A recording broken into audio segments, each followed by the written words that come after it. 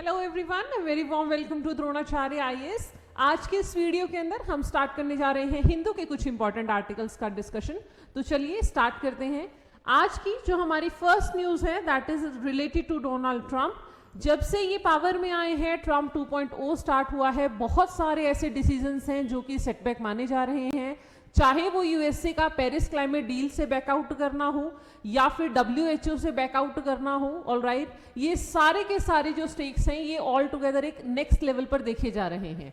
ऐसा ही एक और फैसला इन्होंने लिया है जहां पर ये बोल रहे हैं that they are not going to declare US citizenship, उनको नहीं देने वाले हैं जो कि आपके H1B वीजा से रिलेटेड स्पेसिफिकली यहाँ पर आ रहे हैं लोग जिनके टेम्परेरी वीजाज हैं और उनके जो कपल्स हैं, उनके बेबीज जो हो रहे हैं, उन्हें यूएस सिटीजनशिप नहीं देने की बात की जा रही है।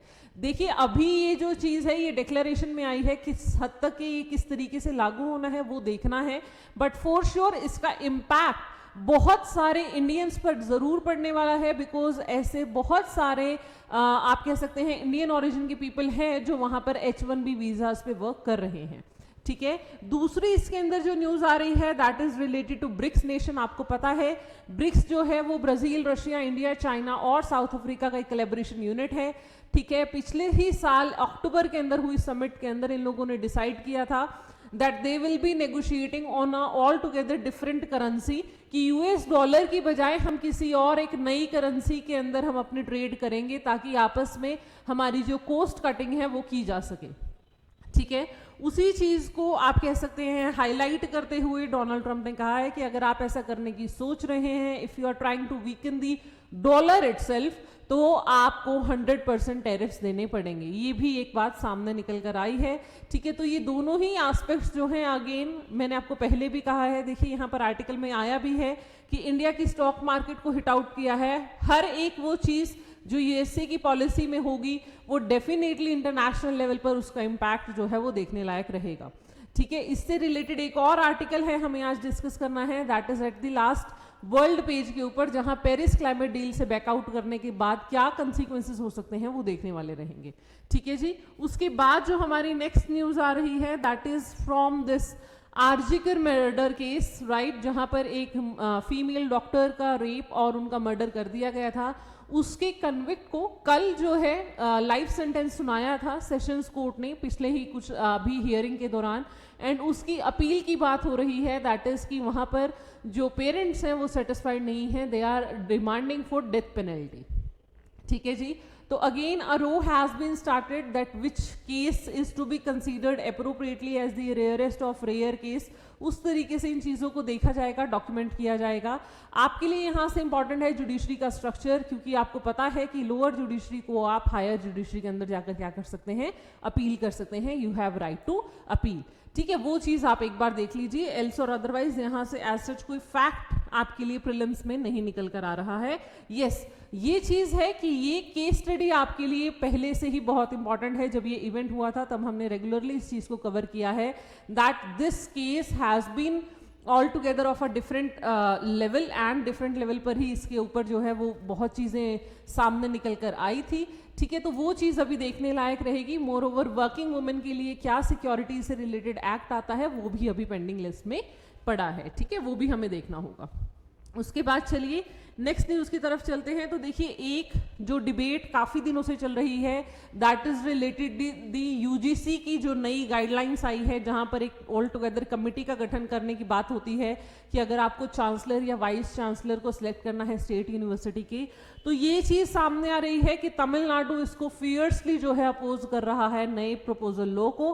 ठीक है, और इसके अंदर एमके स्टैलिन ने अब एक और बात बोल दी है कि जो वाइस चांसलर या चांसलर चूज करने की पावर है that should be actually with the CM of the state. मतलब ये है कि ये चाह रहे हैं कि जो एजुकेशन है that should be completely a state list item rather than of a concurrent list. Union का इंटरवेंशन इसके अंदर बहुत कम होना चाहिए। ठीक है, तो इसी के ऊपर सारी डिबेट है। कल के आर्टिकल में भी टेक्स्ट एंड कंटेक्स्ट में पूरी की पूरी डिबेट आई थी कि whether there should be colleges as per the UGC recommendation और as per the state rule laws. ठीक है, तो ये जो डिबेट है ये पूरा का पूरा स्टार्ट हो चुका है इसके बाद, और ये काफी दिनों से न्यूज में है, उसी के बारे में ये पूरा आर्टिकल आज का भी आपका आया है। उसके बाद अगर हम नेक्स्ट आर्टिकल की बात करें तो देखिए जो प्राइम न्यूज आपके लिए निकल कर आ रही है दैट इज फ्रॉम हेयर। यहाँ पर आपको इंडस वाटर ट्रीटी से रिलेटेड एक आर्टिकल मिल रहा है जहां पर आपकी वर्ल्ड बैंक ने बोला है कि जो न्यूट्रल एक्सपर्ट है वो डेफिनेटली कॉम्पिटेंट है जज करने के लिए कि क्या इसके रेपरकशंस है, किस तरीके से इंडस वाटर ट्रीटी ऑब्लाइज हो रही है या नहीं। तो आपको याद करा देते हैं, आपके लिए इंपॉर्टेंट है यहां से Indus water treaty in itself जो वर्ल्ड बैंक की मीडिएशन के साथ साइन की गई थी दो देशों के बीच में, that is your India and Pakistan. ठीक है, इंडिया और पाकिस्तान के बीच में इंडस और उसकी ट्रिब्यूटरीज से रिलेटेड पूरी की पूरी ये ट्रीटी है। ठीक है, आपको पता है जो इंडस रिवर है वो इस तरीके से इंडिया से फ्लो करती है and it drains into Arabian sea. आप कह सकते हैं जम्मू कश्मीर वाला जो एरिया है वहां से जाते हुए इंडस पाकिस्तान में एंटर करती है और फिर उसकी 5 ट्रिब्यूटरीज आती हैं दैट इज झेलम, रावी, ब्यास, सतलुज। ठीक है, तो ये जो आपकी that is Indus, Ravi, Beas, Jhelum, Chenab, Sutlej, ये जो आपका पंजाब बनता है जिसके साथ वो सारी की सारी जो आपका पूरा इंडस वाटर सिस्टम है वो इंपॉर्टेंट है। और उन्हीं की रिवर्स में से ये कहा जाता है कि 3 जो ऊपर की हैं वो पाकिस्तान के साथ रहती हैं और जो 3 नीचे वाली है वो हमारे पास है।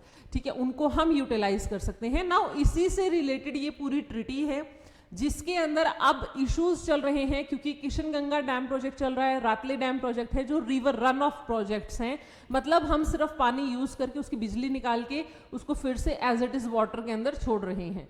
उस चीज को आपके जो है पाकिस्तान जो है उसको अपोज कर रहा है that it will lead to drainage. वो हमारा जो रन ऑफ वाटर है मतलब हमारा जो पानी है वो कम हो जाएगा अगर आप इस तरीके से करते हैं। ठीक है, बिकॉज हम कोई रिजर्वायर सेटअप नहीं कर रहे हैं इसीलिए उस चीज के लिए इंडिया क्लेम कर रहा है that there should be no problem in it, क्योंकि चाइना भी सेम कर रहा है राइट और इस चीज से रिलेटेड कोई इशू नहीं होना चाहिए। But on the other hand Pakistan is opposing कि नहीं ये प्रोजेक्ट्स जो हैं वो हमारे वेलफेयर में नहीं जा रहे हैं। ठीक है, आपके लिए इंपॉर्टेंट क्या है, देखिए अपना स्टैटिक पोर्शन उठाइए और वहां से इंडस और उसका पूरा रिवर सिस्टम, चाहे वो ट्रिब्यूटरीज हैं, ट्रिब्यूटरीज की भी आगे ट्रिब्यूटरीज हैं, किशनगंगा है, झेलम की, ठीक है, इस तरीके से जितने भी आपके इंपॉर्टेंट ट्रिब्यूटरीज हैं वो इंपॉर्टेंट है, वो आपको याद कर लेनी है। क्लियर है जी, कौन सा डैम प्रोजेक्ट है, सलाल, बगलिहार, दलहस्ती हैं, ये सारे के सारे जितने भी हैं वो आपको याद होने चाहिए, किस पर कौन सा रिजर्वायर बना है। इस तरीके से यूपीएससी क्वेश्चन कई बार पूछता है और ऐसा कोई पेपर बना नहीं है आज तक जहां रिवर सिस्टम से स्पेसिफिकली क्वेश्चन ना पूछा गया हो। ठीक है जी, तो ये आपको बहुत ही प्राइम न्यूज के साथ इसको आपको अच्छे से आज रिवाइज कर लेना है एक बार अपने स्टैटिक पोर्शन से। ठीक है, उसके बाद जो हमारी नेक्स्ट इंपॉर्टेंट आ रही है that is related to your JNPT port, Jawaharlal Nehru port trust. ठीक है, उसके अंदर ये बात कही जा रही है कि ये जल्द ही 10 जो टॉप ग्लोबल आपके पोर्ट्स हैं उसकी गिनती में शामिल हो जाएगा। ठीक है, बाय 2027।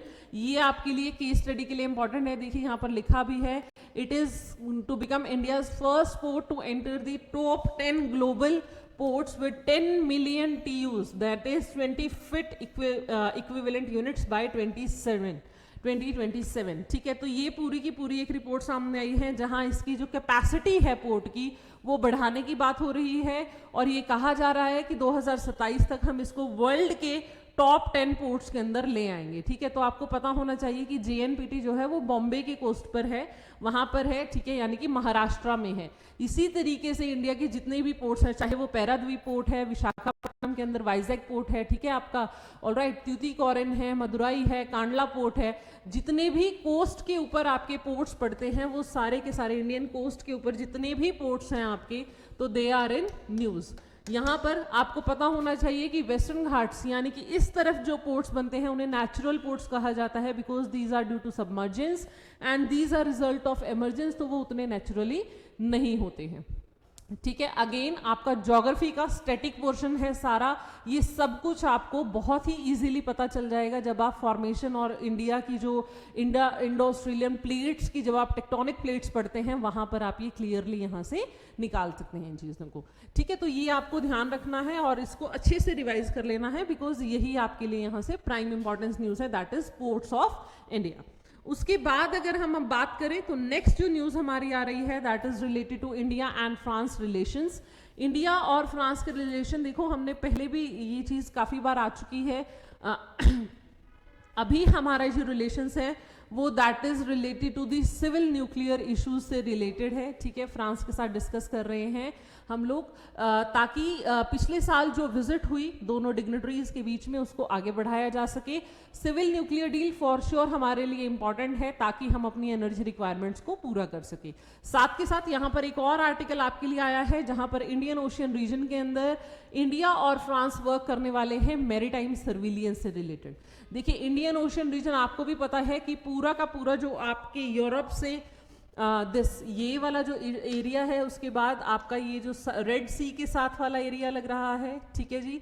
उसके बाद यहाँ पर ये जितना भी एरिया ये वाला है इसको IOR कहा जा रहा है, that is Indian Ocean region. और इसके अंदर क्योंकि इंडिया एक डोमिनेंट प्लेयर है तो नेचुरली वो सबके साथ अलायंस बना रहा है। अब फ्रांस का रोल कैसे आता है हमें पता है, रीयूनियन आइलैंड फ्रांस का है, ठीक है। तो देयर आर आइलैंड्स भी हैं, उनका ट्रेड भी यहाँ से होता है, तो पायरेसी के इश्यूज हैं या स्टीलिंग के इश्यूज हैं या जितने भी इलीगल फिशिंग के स्मगलिंग के इश्यूज हैं उन सब को साथ में केटर करने की बात कर रहे हैं इस आर्टिकल के अंदर कि आपकी दोनों देश मिलकर कोशिश करने वाले हैं कि सब कुछ सही से नॉर्मलाइज हो जाए।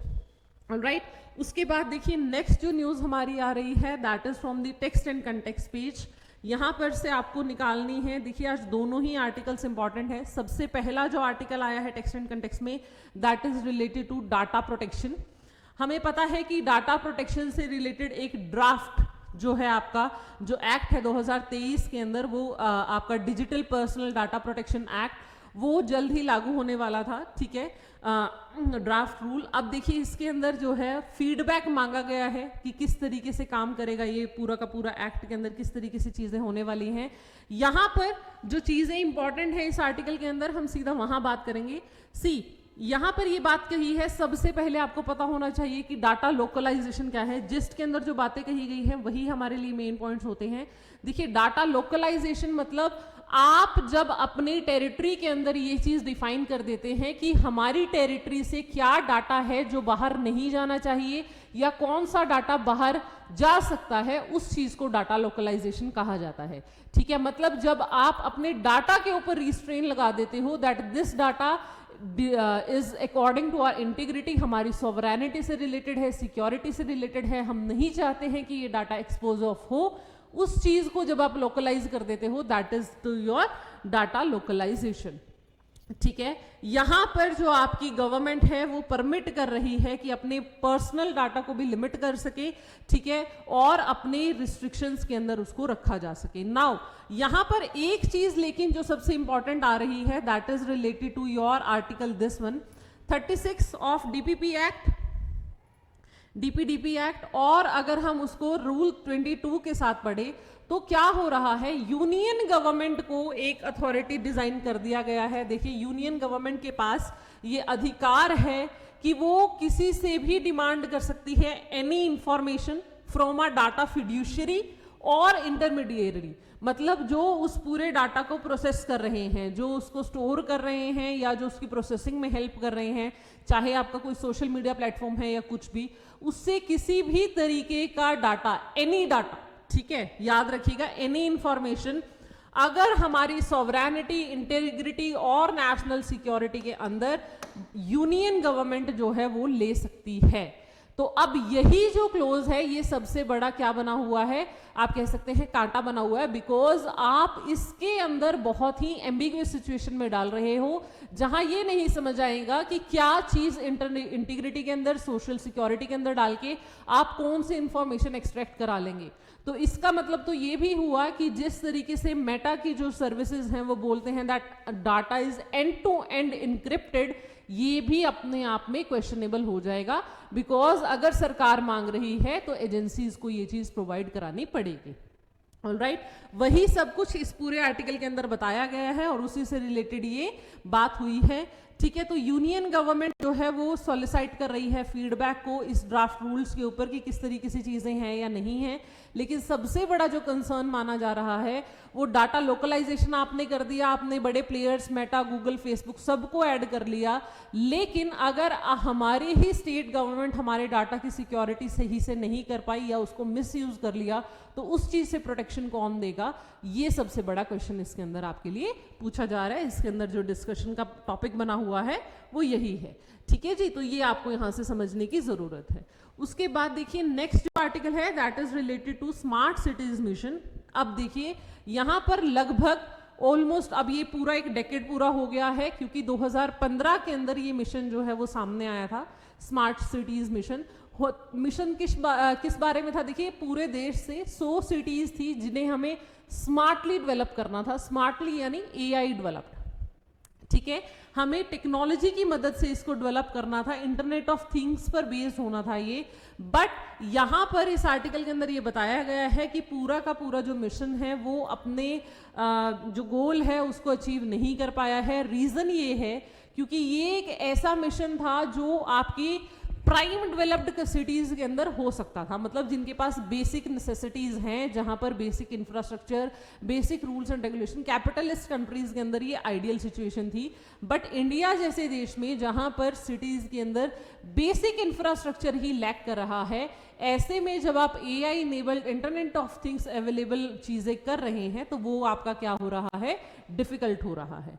ठीक है, इन्होंने केस स्टडी के तौर पे शिमला को बताया है कि जहां पर पहले आपने इसको कंसीडर नहीं किया था स्मार्ट सिटी के तौर पे डेवलप करने के लिए, लेकिन जब किया तो बहुत सारी ऐसी चीजें हैं जो आपके बहुत सारे ऐसे इन्होंने लोकल बाजार के नाम दिए हुए हैं, लोअर बाजार, गंज बाजार, कि इनको आप पूरा का पूरा रिप्लेस कर देंगे। ठीक है, देखिए यहां पर कुछ टर्मिनोलॉजीज हैं वो आपके लिए इंपॉर्टेंट है। ये रही, इस प्लान के 2 पार्ट से वो समझा देती हूँ मैं आपको कि क्या क्या प्लान। देखिए 2 की कंपोनेंट्स थे। सबसे पहला pan city proposal, IT enabled services. ठीक है, कि आप पूरे उसके अंदर वेस्ट मैनेजमेंट से लेके स्कूल सर्विसेज, हॉस्पिटैलिटी, हर चीज के अंदर आप आईटी इनेबल्ड सर्विसेज की बात कर रहे थे। और दूसरा जो कंपोनेंट था that is area based development, जिसके अंदर मतलब आप एक जोन को स्पेसिफिक जोन्स में बांट दे रहे थे कि ये इस तरीके से डेवलप होगा, ये इस तरीके से डेवलप होगा। इस तरीके से आपने इस प्लान को सेटअप किया था। ठीक है, वहां पर ही आप बात कर रहे थे कि रेट्रोफिट करना है, रीडेवलपमेंट करनी है या ग्रीनफील्ड प्रोजेक्ट, मतलब आप उस जगह को एक ऑल टुगेदर नए तरीके से ग्रीनफील्ड प्रोजेक्ट के रूप में कर रहे हो, रीडेवलप कर रहे हो, या वहां पर इंफ्रास्ट्रक्चर को क्या कर रहे हैं, ठीक ठाक करके उसको सही से यूज करने की बात कर रहे हो। इस तरीके से आपने पूरे इंफ्रास्ट्रक्चर को, सेटअप को आपने एरिया बेस्ड डेवलपमेंट में बांट दिया था। और आपने कहा था कि इसके अंदर एक और चीज जो सरकार ने अलग की थी वो थे SPVs, that is special vehicle, purpose vehicle बनाए गए थे। लोकल अथॉरिटीज को साइडलाइन करते हुए कंपनीज एक्ट की मदद लेके आपने एसपीवीज बनाए थे कि पर्सनल या जो आप कह सकते हैं कि जो प्राइवेट प्लेयर्स हैं वो बेहतर तरीके से काम कर पाएंगे सिटीज की डेवलपमेंट के लिए, rather than bulking up the state owned authorities itself. ठीक है, लेकिन ये सारा कुछ उल्टा पड़ गया बिकॉज आपका जो मिशन है वो अपने सो कोल्ड एम्बिशंस को टच नहीं कर पाया है, उनको केटर नहीं कर पाया है। ये इस आर्टिकल के अंदर पूरा का पूरा आपके सामने चीजें बताई हुई हैं। ठीक है, तो प्रोजेक्ट जो है वो अर्बन गवर्नेंस और पब्लिक इन्वॉल्वमेंट दोनों से ही डिवॉइड है, और जो प्राइवेट प्लेयर्स हैं वो अपना रोल अच्छे से प्ले नहीं कर पाए हैं, इसीलिए स्मार्ट सिटी मिशन जो है वो क्वेश्चन में आ गया है। तो अब आपके लिए इंपॉर्टेंट है कि एक मिशन जो हमने बहुत अच्छे एस्पेक्ट के साथ, बहुत अच्छी उम्मीद के साथ स्टार्ट किया था, उसमें से डेवलपमेंट किस हद तक की आई है। यहाँ पर याद करने वाली बात ये भी है कि कुछ दिन पहले ही हमने डिस्कस किया था कि केरला के स्कूल्स के अंदर स्मार्ट सिटी मिशन के अंदर जो है एआई डेवलप्ड जो डिजिटल बोर्ड्स वगैरह लगे हैं उससे स्कूल में एनरोलमेंट रेशियो बढ़ गया था। तो आप ये भी नहीं कह सकते कि ये जो आपका मिशन है ये कंप्लीटली एक फेलियर है। You have to give a balanced answer. ठीक है, उसके अंदर आपको ये समझना जरूरी है कि प्रोज कहाँ पर रहे हैं और कॉन्स कहाँ पर रहे हैं।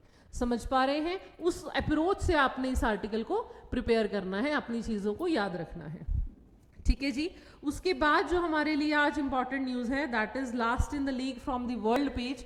देखिए यहाँ पर सबसे पहले तो अगेन ट्रंप के exit from Paris agreement threatens the future of renewable energy. ये चीज हमने कल चैनल के ऊपर पूरी एक वीडियो डली है जहां मैंने आपके साथ शेयर किया है कि डेवलप्ड वर्ल्ड और डेवलपिंग वर्ल्ड के बीच में दो ही चीजों को लेकर देखिए फाइट चल रही है कि आप बोल रहे हो ग्लोबल एनर्जी यानी कि ग्लोबल वार्मिंग हो रही है, एनर्जी डिमांड आपको पूरी करनी है, उसके लिए आप दो रास्ते दे रहे हैं, या तो नई सोर्स ऑफ एनर्जीज ले आइए यानी रिन्यूएबल एनर्जी की टेक्नोलॉजीज को डेवलप कीजिए, या फिर आप अपने एमिशन रेट को कम कीजिए। दो तरीके से आप क्या कर रहे हो, ग्लोबल वार्मिंग को कम करने की कोशिश कर रहे हो कि जो एग्जिस्टिंग लेवल पे कोल वगैरह फॉसिल्स वगैरह बर्न कर रहे हो उसे कम कर लो और उसकी जगह कोई और एनर्जी यूज कर लो। दोनों ही सूरतों में आपको पैसे लगेंगे, दोनों ही सूरतों में डेवलपिंग वर्ल्ड को क्या चाहिए, टेक्नोलॉजी भी नहीं चाहिए, उन्हें पैसे भी चाहिए, उन्हें अपनी एनर्जी रिक्वायरमेंट भी चाहिए, डेवलप होने के लिए उनकी जो एनर्जी रिक्वायरमेंट है वो ज्यादा है। ठीक है, इस आर्टिकल के अंदर यही कहा गया है कि USA being the second largest emitter, alright, और इस तरीके से जिस तरीके से वो अपने आप का पल्ला एकदम से मतलब आप कह सकते हैं बैकआउट कर रहे हैं, वो अपना कंप्लीटली डिस्क्रेडिट कर रहे हैं कि we do not own anything to the world, वो चीज अब क्या हो रहा है पूरे के पूरे वर्ल्ड के लिए रेपरकशंस में आ जाएगी। बिकॉज एक तो फाइनेंसिंग मैकेनिज्म बिगड़ गया, जहां डेवलप्ड वर्ल्ड में सबसे ज्यादा जो कंट्रीब्यूशन है वो यूएसए की तरफ से ही देखा जा रहा था कि वो लोग ही कंट्रीब्यूट करेंगे। यूरोप ऑब्वियसली वहां से कंट्रीज जो है वो स्मॉल यूनिट में आ जाती हैं, फिर दे क्वेश्चन आउट। ठीक है, तो सबसे ज्यादा जो उम्मीद लगाई जा रही थी वो यूएसए से ही थी। ठीक है, और वीटो पावर जो होल्ड करता है वो वर्ल्ड बैंक को भी मूव अवे करने के लिए बोल सकता है कि वर्ल्ड बैंक भी क्लाइमेट फाइनेंसिंग से बैकआउट कर जाए। ठीक है, तो ये चीजें हैं जो प्रॉब्लमेटिक हो सकती हैं और डेवलपिंग वर्ल्ड के लिए अब जो रास्ता है वो और ज्यादा टफ हो सकता है अपनी एनर्जीज को ट्रांजिशन करने के लिए, अपनी टेक्नोलॉजीज को ट्रांजिशन में लाने के लिए एंड मोरओवर अपने एमिशंस को कम करने के लिए। समझ पा रहे हैं, ये चीज आपके लिए यहां से इंपॉर्टेंट है। यही इसके अंदर लिखा भी हुआ, देखिए ट्रम्प क्लाइमेट जीनोसाइड की क्लाइमेट को कंप्लीटली मार ही दिया है। यहां पर हर अब तक जितना भी बैटल चला है, स्टॉकहोम कॉन्फ्रेंस 72, उसके बाद 1992 में जो रियो समिट हुई, उसके बाद जितनी भी लीग ऑफ डिस्कशंस हुई हैं उस सब के ऊपर एक तरीके से पानी फिर गया है सिर्फ यूएसए के एक डिसीजन से। क्योंकि एक ऐसा देश जो अपने आप को ग्लोबल लीडर मानता है, जो सब लोग जिसकी तरफ एक आस के साथ देखते हैं, अगर वो देश इस पूरे ही सिनेरियो को आप कह सकते हैं नेग्लेक्ट कर रहा है कि ये एग्जिस्ट ही नहीं करती प्रॉब्लम, तो नेचुरली उसका फिर जो ड्रॉबैक है वो कॉन्सिक्वेंसेस जो है वो सबको भुगतने पड़ेंगे, सब अपनी चीजों से बैकआउट कर जाएंगे। ठीक है, तो ये एक बहुत बड़ा हिस्टोरिक स्टेप रहने वाला है वो चीज। उसके बाद दूसरी देखिए अगेन जो हम भी डिस्कस कर रहे थे, श्रीलंका के जो प्रेसिडेंट हैं उन्होंने बहुत ही स्मार्टली दोनों देशों के साथ एक बैलेंस रोड बनाया है, जहां वो इंडिया और चाइना दोनों को ले मार्क कर रहे हैं। एक हाथ में इंडिया के साथ डील कर रहे हैं, एक हाथ में चाइना के साथ कर रहे हैं। चाहे वो आपका जो कोलंबिया में जो पोर्ट बना है, ठीक है जी, उस पोर्ट की डेवलपमेंट की बात हो, बीआरआई के इंटरसेक्शन साइन हो, या फिर इंडिया की तरफ से जो चीजें हुई हैं, ठीक है, वो इन श्रीलंका, तो ये जो पूरा का पूरा है वहां पर चीजें चल गई हैं कि 3.7 बिलियन की इन्वेस्टमेंट ले आए हैं आपके जो that is from China, Hambantota district के अंदर, और उधर इंडिया की तरफ से भी आपका पूरा का पूरा मिशन प्लान हो गया था, जहां पर हम लोगों ने भी कॉपरेशन की बात की थी। तो इसी तरीके से उनकी जो मीडिया है वो उनको एक तरीके से आप कह सकते हैं पे रोल पे रख रही है, मतलब एक स्पॉटलाइट में ले आई है कि किस तरीके से अपनी चीजों को बैलेंस करने वाले हैं दिशंक के, वो देखने लायक रहेगा। वही कुछ इस आर्टिकल के अंदर आपका डिस्कस हो रखा है। ठीक है जी, last in the league is regarding the Gwadar port. ठीक है, देखिए जो पाकिस्तान है वहां पर आपका पूरा एक एयरपोर्ट जो है इंटरनेशनल लेवल का डेवलप करके दिया है चाइना ने पाकिस्तान को। ठीक है, वो गिफ्ट बता रहे हैं जो इस आर्टिकल के अंदर है, is a gift from China to Pakistan. यहीं पर ग्वादर पोर्ट भी होने वाला है, ठीक है, जिसकी थोड़ी ही दूर जहां पर छाबार पोर्ट जो ईरान में भारत लगा रहा है उससे लगभग 80 किलोमीटर की दूरी पर है ये ग्वादर पोर्ट। नाउ क्योंकि आपका जो पाकिस्तान है वो बीआरआई साइन कर चुका है, तो इंडिया के पीओके से होते हुए बीआरआई साइन हुआ है, ऑलराइट, और उसके थ्रू ये लोग international airport and then Gwadar port के थ्रू इंटरनेशनल कनेक्टिविटी कर लेंगे अपने ईस्टर्न पार्ट से भी, वेस्टर्न पोर्शन से भी चाइना जो है अपनी कनेक्टिविटी बढ़ाने की कोशिश करेगा एंड डेफिनेटली डोमिनेंस शो करने की कोशिश करेगा। तो ये ग्वादर एयरपोर्ट, इसकी लोकेशन, इसके आसपास की जगह, ये सारा कुछ आपके लिए इंपॉर्टेंट हो जाता है। और इंडिया इसके काउंटर में नेक्स्ट टू 80 किलोमीटर्स की दूरी पर ही क्या डेवलप कर रहा है, छाबार पोर्ट। और उसके साथ हमारे रिलेशंस जो हैं वो टाइम एंड अगेन क्या होते रहते हैं, थोड़े से स्ट्रेनफुल होते रहते हैं, वो चीज़ देखने वाली होती है। ठीक है जी। तो हमारा अफगानिस्तान के अंदर जो छाबार जो डेवलप हो रहा है, जो हम स्पेसिफिकली इसीलिए कर रहे हैं ताकि हम सेंट्रल इंडिया के साथ जो सेंट्रल एशिया है वहाँ पर कनेक्टिविटी को बढ़ा सके, उस चीज़ के लिए इंपॉर्टेंट है। और ग्वादर पोर्ट जो है वो आपका पाकिस्तान के साथ है जो चाइना में है। ये सीधे भी पूछ लेगा यूपीएससी की छाबार पोर्ट कहाँ है, ग्वादर पोर्ट कहाँ है, ठीक है, आपका हम्बन टोटा पोर्ट कहाँ है। These are were in news, these are related to which, कौन से नेशन से रिलेटेड हैं, कहाँ पर लोकेशन है, कौन से सी के अंदर है, कौन से आपके एरिया में है, कौन सी वाटर बॉडी के साथ टच करते हैं, ये सब कुछ आपको पता होना चाहिए। और इसकी जो लोकेशन है वो अपने एटलस पे आपको आज मार्क कर लेनी है। ठीक है जी। So that's all from today's discussion. I hope you like the video and stay tuned to Dronacharya IAS। Thank you.